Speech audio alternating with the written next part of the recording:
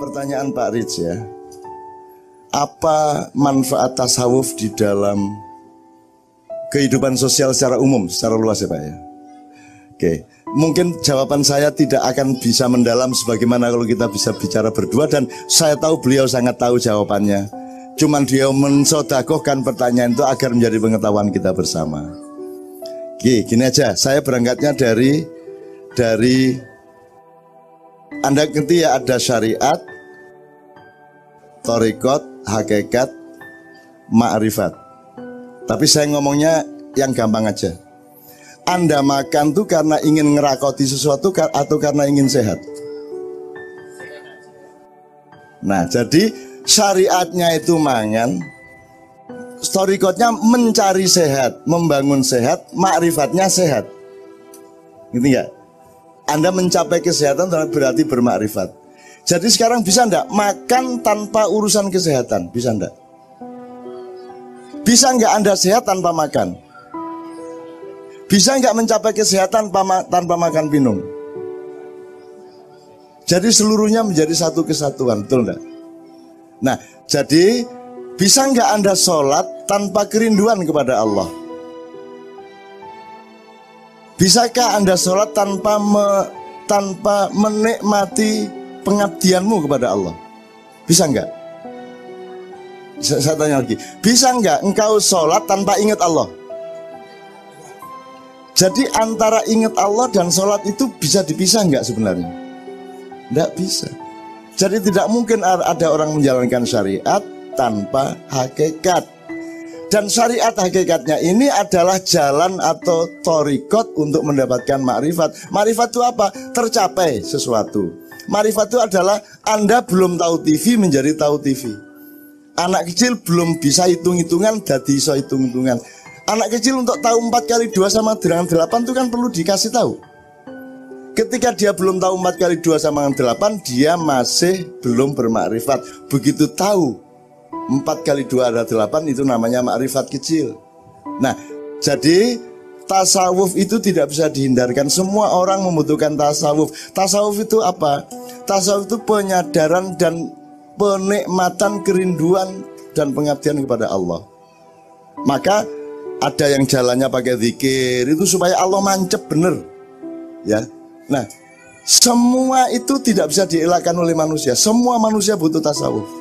Apa sebabnya nyun sewu ya? Apa sebabnya banyak teman-teman di Eropa itu mengalami kebingungan? Kalau di Korea aja, di Korea atau di Hong Kong, di Korea itu Bu, saya sama Mbak Fia sering ke Korea dan terus disuruh ke sana. Hong Kong juga gitu, ketemu TK. Tapi saya juga punya teman-teman Korea sangat banyak. Jadi Korea itu saya kasihan sama orang di sana, ya kasihan. Kerja gampang, gaji besar. Tapi mereka tidak punya waktu untuk menjadi diri mereka sendiri. Ketika Anda kerjakan, Anda bukan diri Anda, tapi Anda pekerja. Jadi orang Korea itu kerja menjadi bagian dari mesin besar yang namanya industri, betul enggak? Kerja keras dan mereka tekun, rajin, luar biasa, total, profesional. Dari jam 8 pagi sampai jam 8 malam. Begitu jam 8 malam pulang, bingung.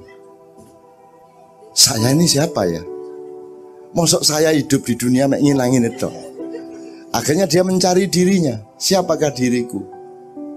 Jadi jam 8 mereka mencari dirinya, tidak ada tempatnya. Maka mereka ke kafe, minum, kan itu kan? Kalau kayak Anda, begitu Anda sholat, Anda ketemu Allah sama dirimu. Yang tidak peduli kerjaannya apa, tidak peduli hidup di Indonesia apa, di Korea apa, di Amerika, tidak ada urusan. Yang penting aku dengan Allah, Allah dengan aku, kan begitu. Anda punya banyak jalan untuk menemukan dirimu. Nah, teman-teman Korea yang saya kenal itu tidak punya jalan. Begitu jam 8, begitu ya wes naik gak nang kafe atau di pinggir jalan bareng-bareng ngombe atau judi atau game segala macam, kan tidak punya jalan untuk ketemu dirinya. Karena ada rumus, kalau engkau kepingin ketemu Tuhanmu, maka temuilah dirimu. Barang siapa mengetahui dirinya, maka dia akan mengerti Tuhannya. Wa man arafa nafsahu faqad arafa rabba. Barang siapa mengenal dirinya, dia akan mengenal Tuhannya. Maka setiap orang habis kerja keras, itu kan dia tetap harus kembali ke dirinya. Nah, orang Korea Yang saya tahu mereka malam bingung. Maka terus setelah mabuk sampai ngantuk tidur, pagi kerja lagi gitu terus menerus bertahun-tahun. Nah sampean kan lumayan. Ono selawatan, ono yasinan, ono wiritan, ono zikir. La ilaha illallah, la ilaha illallah, ya Rahman, ya Rahim, ya Rahman, ya Rahim. Ada gitu loh. Nah, teman-teman tuh enggak punya pengajian, enggak punya selawatan, enggak punya yasinan, enggak punya hadroh, enggak punya angkringan yang enggak ada. Jadi Anda ini sangat beruntung sebagai manusia. Oke, ini sambil saya menjelaskan ya Pak Ridha, saya menjelaskan buat teman-teman supaya ilmu yang Anda tanyakan bermanfaat untuk mereka. Kalau Pak Ridnya udah beres. Jadi ini misalnya, sampean punya ID card, masing-masing. Kartu identitas, betul enggak? Oke, apa? Kolomnya kolom apa kartu identitas itu? Terus? Tanggal lahir. Saya tanya satu hal. Yang menentukan kamu lahir itu siapa? Pada tanggal sekian, jam sekian, bulan sekian, tahun sekian, siapa? Oke, Allah ya. Kamu bisa memilih sendiri enggak? Enggak bisa Anda ya. Jadi itu bukan identitas, itu namanya personalitas. Segala sesuatu yang ditentukan Tuhan itu personalitas. Bahwa sampean jadi sampean, tidak jadi yang sampean. Jadi itu diri uluhiyahmu, diri ketuhananmu. Tapi kalau kamu bekerja di kantor, boleh milih enggak kantor apa warung? Nah berarti bukan Tuhan yang menentukan, itu pilihanmu. Maka itu namanya identitas. Identitas adalah pilihanmu. Kamu PKB, kamu Demokrat, kamu PDIP, itu identitas karena itu pilihanmu. Tapi kalau kamu adalah kamu, itu pilihan Allah. Itu namanya personalitas, bukan identitas. Sekarang di dunia ini orang tidak ngerti bedanya personalitas sama identitas. Bahwa engkau berambut keriting itu personalitasmu karena kamu tidak bisa. Gak ono bapak ibu, sira aku tak gaya anak keriting, gak ono ceritanya. Gak ono ceritanya. Bener ya? Nah, ketika Anda bekerja, itu Anda sedang mengerjakan identitas Anda. Tapi begitu Anda pulang ke rumah, temuilah personalitasmu. Temuilah dirimu yang sejati, dirimu yang dari Allah, dirimu yang dari Allah melalui orang tuamu dan leluhurmu. Itu yang dilupakan di Indonesia. Orang Indonesia tidak menghargai leluhurnya. Orang Indonesia tidak menghargai asal-usulnya. Bahkan Anda jadi orang NO, dari orang Muhammadiyah, jadi ISIS segala macam, Anda menomorsatukan ISIS dan menomorduakan Islam, betul enggak? Anda menomorsatukan NO dan menomorduakan Islam. Lebih penting mana, jadi Muslim apa jadi Nahdliyin? Muslim. Nah kalau Muslim itu dari Allah, Islam itu dari Tuhan, maka dia termasuk personalitas. Dia lebih penting, kan gitu. Jadi teman-teman sekalian, sekarang ayo kita kembali ke ketela. Jangan ribut soal gedok lawan krepek lawan kolak. Karena mereka semua menomorsatukan kolak, gedok dan kolak. Kalau orang Jawa ayam berkokok apa? Kukur-kuruyuk. Kalau Sunda kongkorongkong. Madura kukurunuk. Sekarang saya tanya, yang bener yang kongkorongkong ataukah kukuruyuk ataukah kukurunuk? Yang bener yang mana? Aku tanya yang mana yang bener?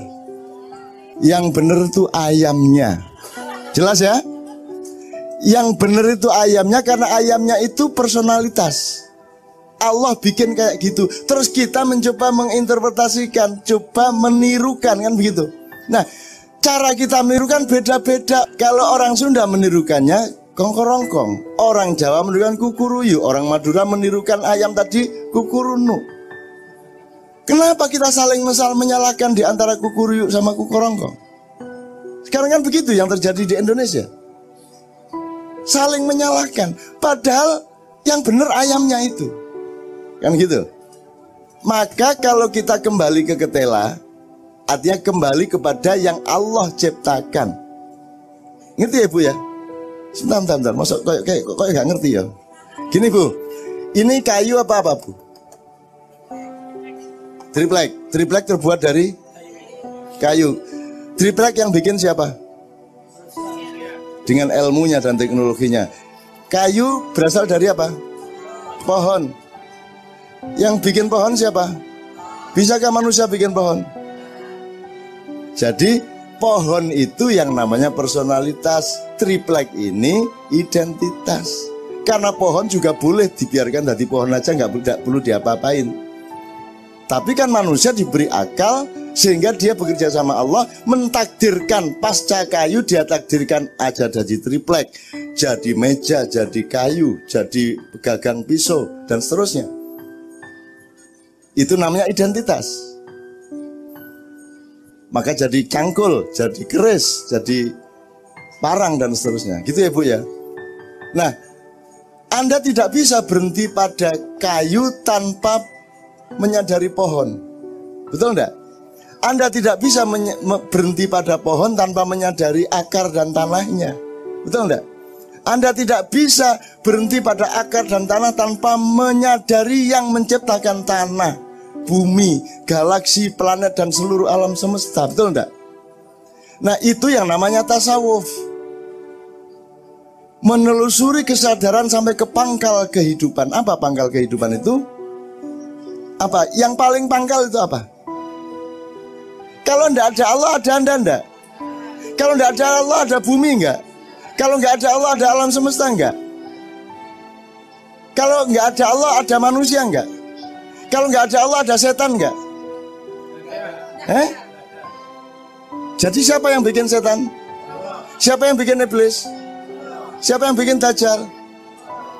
Jadi kamu jangan marah sama iblis. Dia bikinan Allah, dia tugasnya berbeda, ngelatih kamu supaya imanmu kuat. Kalau nggak digoda oleh iblis, kamu tidak akan latihan. Semua pemain-pemain UFC, boxing, WBA, WBO itu punya sparring yang hebat. Dan Anda diberi sparring yang luar biasa, yaitu iblis yang punya anak namanya Dajjal dan punya turunan namanya setan. Itu sparring partnermu untuk membangun imanmu.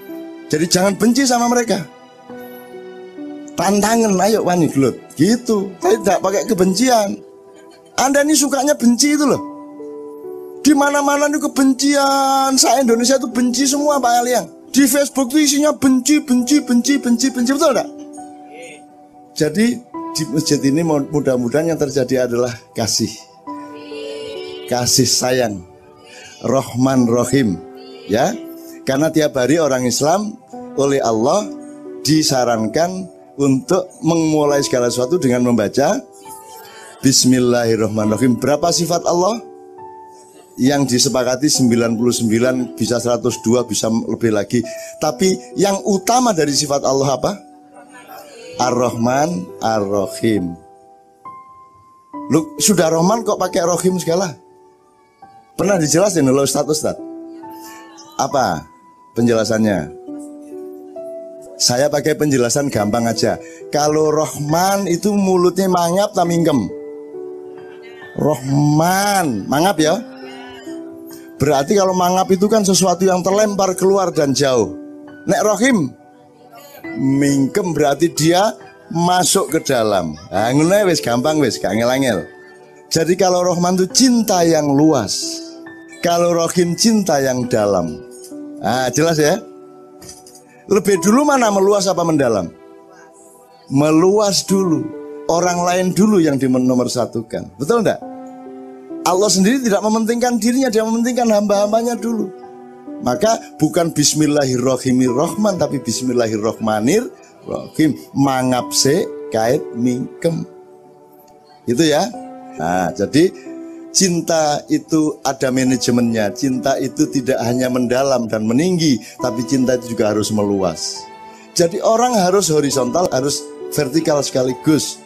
Harus dekat sama Allah, dan syaratnya dekat sama Allah adalah dekat sama manusia. Betul enggak? Anda harus bersatu dengan semua manusia, maka baru Anda bisa bersatu dengan Allah. Wong sekarang gini, saya pernah nempeleng Anda. Salah kan saya? Dosa kan? Terus saya minta maaf sama Allah. Ya Allah, ampunilah aku pernah menempeleng sahabat saya. Terus Allah bilang, bentar minta maaf dulu sama dia. Kalau Anda tidak maafkan saya, Allah tidak memaafkan saya. Betul enggak? Jelas ya? Nah, jadi begitu pentingnya Rahman baru Rahim. Jadi saya menjawabnya hanya beberapa dimensi Pak Rich, kira-kira yang bisa difahami teman-teman dan langsung bermanfaat. Intinya sederhana bahwa tasawuf itu tidak hanya dibutuhkan oleh semua orang Islam, tapi dibutuhkan oleh semua manusia. Yaitu meneliti dirinya sampai ke tingkat yang paling rohaniah gitu.